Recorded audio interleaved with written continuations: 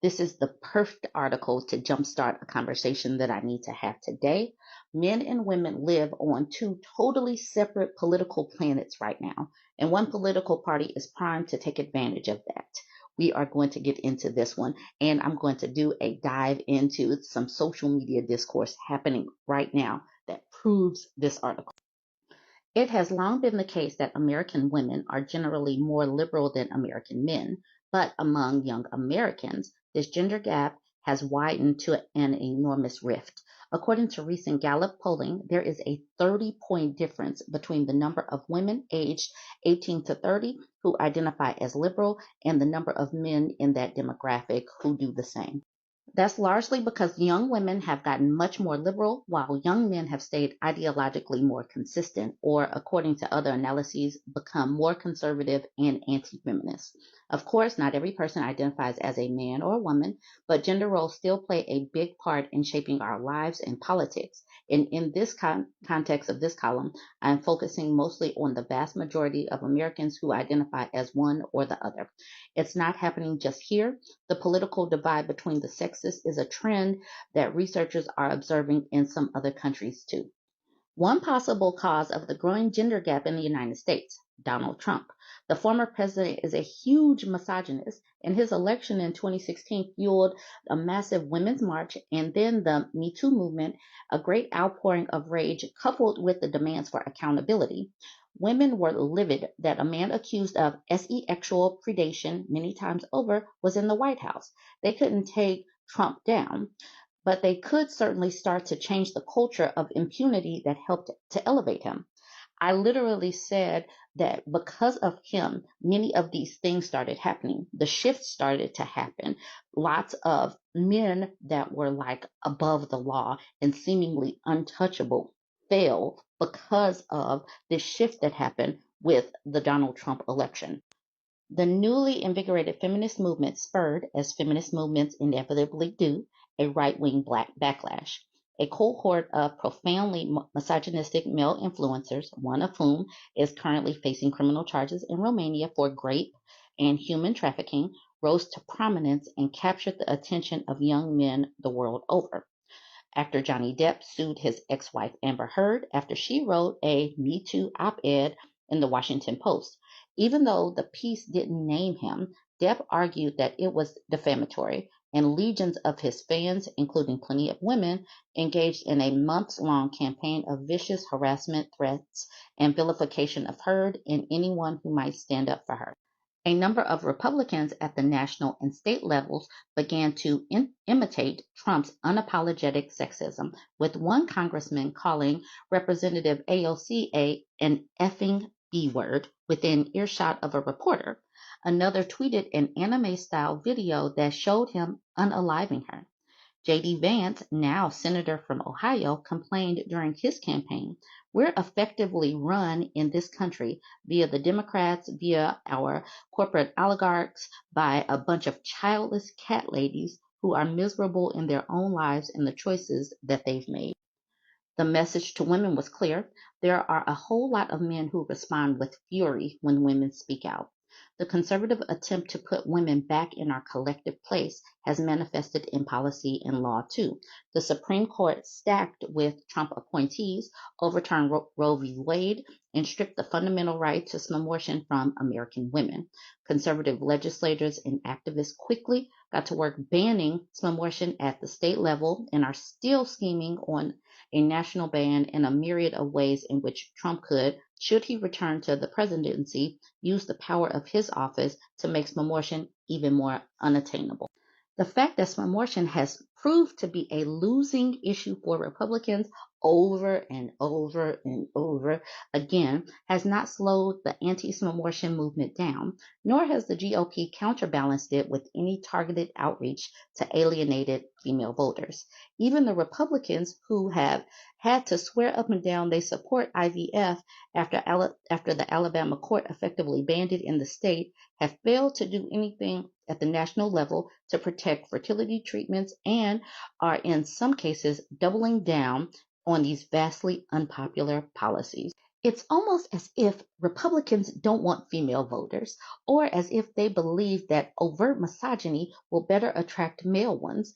Representative Matt Gaetz of Florida recently made that subtext when he told Newsmax, for every Karen we lose, there's a Julio and Jamal ready to sign up for the MAGA movement. In other words, the unhinged machismo of the Republican Party is increasingly attracting Latino and Black men, so it doesn't need women. This harebrained masculinity first strategy could actually work for Democrats in the short term, at least if strategists like James Carville, who recently said there are too many preachy females dominating the culture of Democrats, don't get in the way. Yes, do not listen to misogynists on the left or misogynists on the right. We need to effectively mute them and get rid of them. After all, women power American elections. We vote more often than men and volunteer on campaigns and get out the vote efforts in huge numbers. Women also tend to have more friends and a wider web of social connections than men do, offering more opportunities for political persuasion. Women have, for decades now, outnumbered men on college campuses, and college graduates are both more likely to vote and more likely to vote for Democrats specifically. Men without college degrees are in some of the lowest turnout voters in the country. Highly educated women, a group the GOP seems almost intent on alienating, are among the highest. So educated women, college educated women, we are out there doing it. So they can keep on trying to alienate women. It's just going to keep pushing women far and far more to the Democrat. One thing that does seem to get men to the ballot box, being married. Among adult American men, husbands are the most likely voters. Single men are the least likely, but the GOP's current strategy may be an own goal here too, as fewer Americans are willing to marry across political lines. Conservative men may have a harder and harder time finding spouses, and fewer married men mean fewer Republican voters. You think Republicans would see the writing on the wall. A base made up of isolated men is not exactly a winning coalition in a more diverse country where the people who actually vote are likely to be married, college educated, politically and socially engaged, and female. I love that they don't pay attention. I love it. Keep not paying attention, Republican strategists. Y'all keep on keeping your eyes closed. Democrats must use this to their advantage. Already, angry women have turned up in droves to put Democrats in office, but the party needs more than pro-choice rage to secure a long-term advantage with women. Women need to see that Democrats are a party that works for them, not just to secure the right to some abortion, but to offer basic support in preventing unwanted pregnancies, in sustaining the ones they do want, and in supporting the children that result. Many progressive politicians have pushed for things including paid family leave, universal child care, but so far these policies, basics in the rest of the developed and wealthy world, feel like faraway dreams for American women. And these policies don't have to come at the expense of what the Democratic Party is doing for working class Americans, raising the minimum wage, securing more workplace protections, investing in infrastructure projects. These are policies that benefit women, men, and families. Democrats are getting better at talking about these achievements, but they should talk specifically about how women and men benefit from them. In a larger sense, though, the gender gap is not just a possible advantage for Democrats or a problem for the Republican Party, it's an issue for everyone. An ideological gap this wide, drawn along the lines of gender, does not portend long-term national stability. Marriage is declining in the U.S., in part, at least anecdotally, because women who can now ably provide for themselves are refusing to pair up with misogynistic men who bring little to the table. This dynamic could leave a lot more single men out there, members of a cohort who are more likely than their female counterparts to be unemployed, financially vulnerable, isolated, and lonely, and which can fuel anger and even violence. As young women grow more liberal and young men move right, heterosexual marriage may very well continue to decline, perhaps snowballing political, social, and economic divides. Conservative commenters see these same trends and similarly dire future, but many offer overtly and implicitly suggest that this is at least somewhat the fault of women for being too selfish or picky. They encourage women to get over the ideological divides, to focus on marriage and to marry before procreating, and judge women who wind up attached to troubled or useless men. Yes, they want to judge women, not the useless men. They generally oppose the feminist social policies and cultural goals that feminists argue benefit men and women alike. In other words, the current gender divide isn't lost on Republicans, but they rather enable deeply dysfunctional male behavior, then blame the women for declining marriage rates, than work to bridge the divide, which, to be clear, would mean pressing men to be better and creating the conditions for both sexes to thrive. America's conservative party keeps pushing the kind of machismo politics that hurt men in the long run and leave the nation more imperiled, and it blames women for not fixing the men the GOP helped to break. In the short term, the Trumpian right's rejection of America's independent daughters in favor of a rhetorical embrace of the country's disaffected sons may hurt primarily the Republican Party, and it should, but longer term, this growing gender chasm could leave us all in a less secure, less stable, and less connected nation. My hope is that the current iteration of the Republican Party goes the way of the dodo bird. That is my hope. You guys can chime in on what you think about this particular article. Now I am about to talk about this tweet from Tim Pool. I think it's funny that women in New York City are getting punched in the face. Yes, we are about to take a dive into what these right wingers on the Twitter are talking about. All right, jump in the conversation. Let me know what you think about this and be looking out for the next video. Social media has been such a remarkable weapon.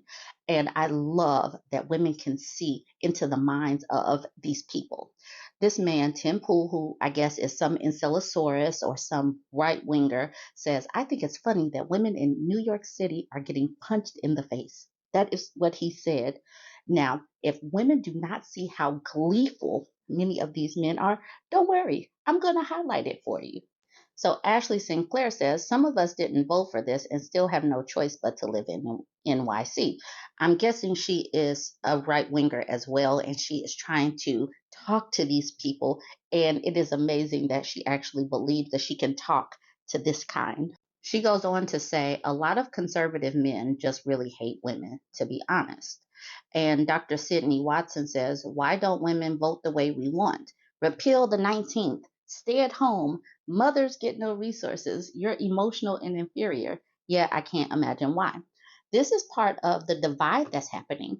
The conservative women are recognizing that men are sexist. Now, as a Black woman, I know that this country is built on a foundation of sexism and racism. It's just baked into the cake of what it is to be American. And a lot of these conservative women are getting a wake up call that, yes, many of their men are damaged. Jake Steele says, laughing at women being beat up for no reason is definitely a strange position to take, but there are so many men laughing and cheering in his comment section. And like I said, I'm just going to highlight it because women need this wake up call that this is where these men stand on issues. They are only here to protect and provide for, supposedly, as long as you believe how they believe, walk how they walk, vote how they vote. They are not simply decent people for the purposes of being decent people, and they are highlighting it themselves. Nobody is forcing them to say this. No one is saying this about them. They are highlighting their own dysfunction. Okay, so Valentina Gomez says, I hate feminists. And Ashley basically calls her a pick me. And the name this person says, this coming from you. So this is the reason why I say Ashley Sinclair must be a conservative woman who is now kind of seeing the light as far as these conservative men. So Atheism is Dead says feminism destroyed modern women. Bearsman says, so feminism is good now.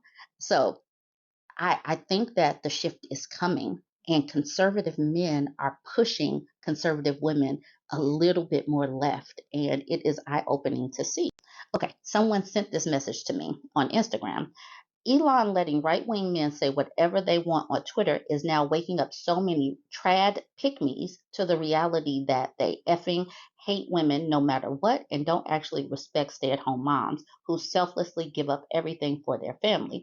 Welcome to Rad Femdom.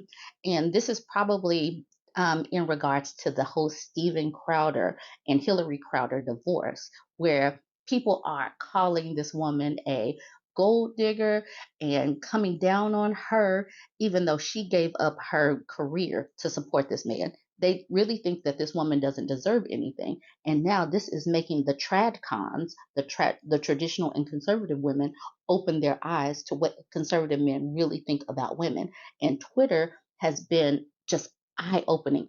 And I have literally just been watching and taking screenshots. Okay, so this is an Instagram post from a creator called Radfem Verity. She said, right-wing men will come out and explicitly admit that they find it funny women are punched by random men and that we all deserve it because some of us vote Democrat. And trad women like Ashley Sinclair that we saw in the Twitter post will still try to reason with them. This is what you get when you beg for breadcrumbs of humanity from those who hate you. These men are so upfront about the monsters that they are. It isn't funny anymore. They are so. Some of us, like Black women, we know that they disregard our humanity as women and as non-white folks. But these trad women are getting their eyes open as these men cheer, and it is amazing to see. Okay, now I want to come back to Twitter. This person says, so Western feminism wasn't a complete disaster for men and women alike. It's not a common headwaters for virtually every social problem we are dealing with today. What do you think? Is that untrue? Because obviously this person, Ashley St. Clair, she was against feminism, and a lot of people are getting confused. And like this person at the bottom, Pasquale says, are you using the pick me response? Very lefty of you. Now I'm going to use that first part of the video to segue into this. I am a feminist and I've been a feminist. I didn't need to see the reactions of these conservatives to open my eyes. I've been understood where sexism and racism have been the foundation of this country. And now we have Project 2025 from the Republicans if Trump comes back into office, where they are basically saying women are coming back into the kitchen, women will be subjugated, and conservatives have been chipping away at women's rights for the longest. And this picture is perfect. Women don't need rights. We have kitchens. And that's where they want them. They want them back into the kitchen. Let's talk a little bit more about what feminism won women. And I want to know from the anti-feminists, would you be willing to give up anything on this list? In 1974, Republicans and conservatives voted against the Equal Credit Act that would allow women to apply for their own credit cards and mortgage loans. Men should always co-sign. Ladies, are you willing to go back to a time where you needed a man to go down to the bank with you?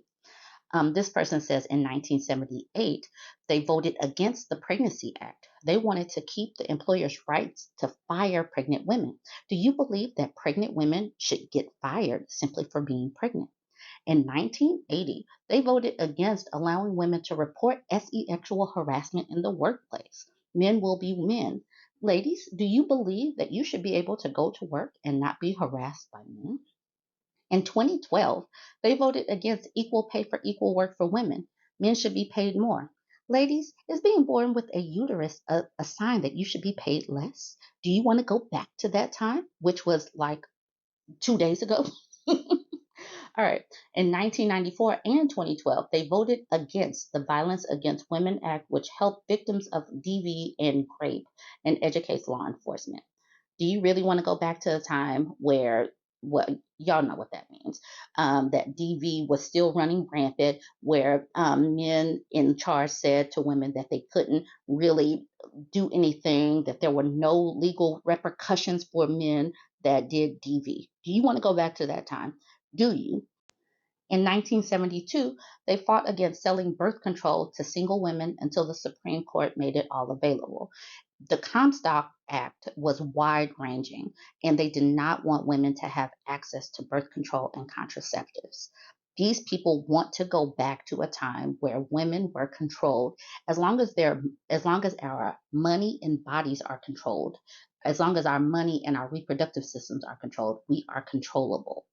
Now, to the anti-feminists, will you give up these things? Do you want to go back to a time where you have no rights to your own money, your own body? Please say yes or no. All of these things that are listed, would you go back to a time where you have no access to them? That's a simple yes or no question. Would you give back all of the things that feminism wants? And here are some cool graphics. All right, before 1974, women weren't allowed to have a bank account or apply for credit cards by themselves. And you guys can take screenshots of these if you want to have them for graphics. Before 1978, women could be fired because they were pregnant. And y'all know that Republicans want to come for a no-fault divorce. And so before the 1970s, it was difficult for women to get a divorce. The husband had to have committed a serious fault, such as adultery, and they had to go to court to prove it. So do you want to get rid of no-fault divorces? Another cool graphic, you can take a screenshot. Before 1988, women couldn't get a business loan on their own. Before 1977, women had no legal protections from sexual harassment at work. If you want to go deeper into the Equal Credit Opportunity Act of 1974, the Federal Equal Credit Opportunity Act prohibits creditors from discriminating against credit applicants on the basis of race, color, religion, national origin, sex, marital status, or age. So women, feminists, had to actually fight for this. So do you want to go back? I know people hate feminists, but do you really know all of the things that feminism won for women? And so many uneducated people in this country, because history doesn't really teach what feminism did historically. They really just try to pin it on women that hate men. No, this is women that want equality and equity for women and girls. Jump in the comments. Let me know what you think about this one. Don't forget to like, comment,